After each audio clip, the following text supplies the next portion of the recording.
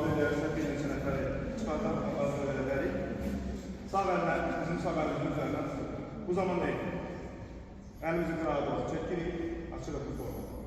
Çünki əlimizi yuxarı qaldırdıqda rəqibin gücü çox ola bilər. Ola bilər ki, mənə imkan verməsinə rəqibin altında digərlərlə də zərbə vura bilər, ayaqlarına zərbə vura bilər və s. Ona görə mən çəkilirəm qırağa. Əlimi qırağa doğru açıram və bir ayaqla hücum xəttindən qırağa çıxır.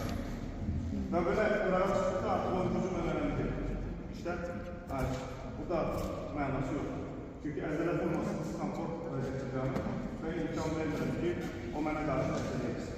Ona görə çəkilirəm qırağa, rahatla tutun burada ki, əli başlayır. Çünki mən burada tutmasam, tən eləməsinsən, əlini çəkəcək, çıxacaq olur. Ona görə çıxaraq, uzaqlaşın, çəkilənləri daha sonra əlimiz.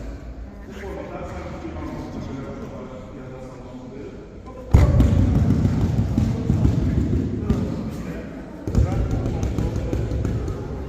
Və əgər bizə lazımsa, polise tərəf edəcəksən, buradan da baxalım. Dediğimiz sahaya tercih ediyoruz. Allah'ın da istediği imkanı sayalım. Geçebiliriz ve gösterdiğimiz kontrol gösterdiğimiz 1, 2, 3 ve aşağı.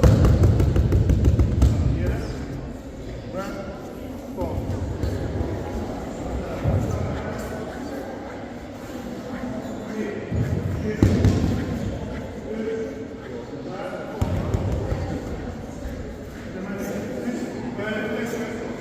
Etap göster. 1, 2, 3. Real situasyona biz onu tutuyoruz. Derhal işlemini için bir tehlikanın yüzlerle, binlerle tehlikine var.